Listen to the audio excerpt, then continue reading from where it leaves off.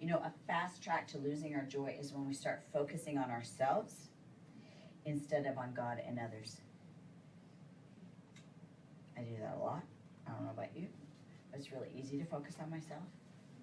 Like earlier today, like I had a little spat with my husband.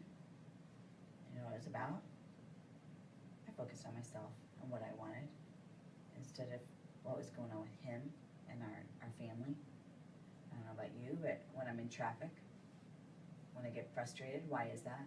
Because I'm focused on, I need to get to my place. I need to do what I've got on my agenda, instead of the fact that, you know, everybody else has got their agenda and where they need to go. It's so easy to focus on ourselves instead of go, okay, there's a bigger picture.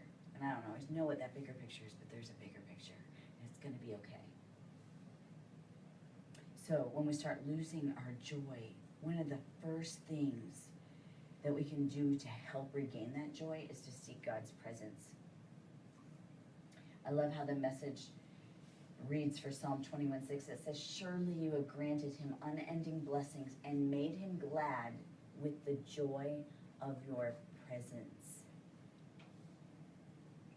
I never saw that before.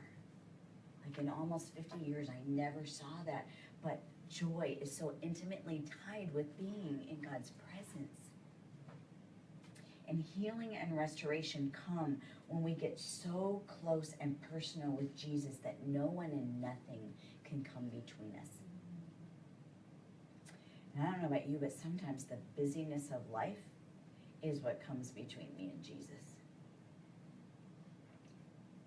Sometimes I let everything else like just get in between us. Like I put him on a shelf and go, I'll get there. I'll get there. But healing and restoration and joy and peace is when nothing can come between me and him. Scripture says we have to make the first move. Draw unto me, and then I will draw unto you. We've got to be in his presence. You know, sometimes I get so busy that I put that off, when really that's where my day should begin. That's where I should be in the middle of my day, and that's where I should end my day. One of my favorite stories in the Bible, probably because I can relate to it, is the whole story about Mary and Martha. Because I can relate to Martha. I love Mary. I love Mary. I want to be a Mary, but I'm really more of a Martha. I'm a doer. You know, when things get busy, when things go wrong in my life, I jump in and I do, because I feel like, okay, now I can help. I can do, and I can get things done, and that makes me feel hopeful. But sometimes the best thing I can do is to sit at his feet and just go, what do you want to tell me? What do you have for me? What do I need to know? It's not about doing. It's about who can I be with? But the enemy would like us to think, you got to do, you got to do, you got to do, you got to do, you got to be. And Jesus said, oh, Martha, there's only one thing that matters, and I'm not taking that from your sister. So you go ahead and do.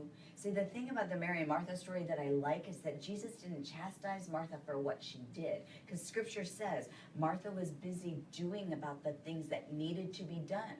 So Jesus didn't say there's anything wrong with what she was doing. Those things had to get done. Jesus had to get fed. It was about the priority. The priority should have been being with him first.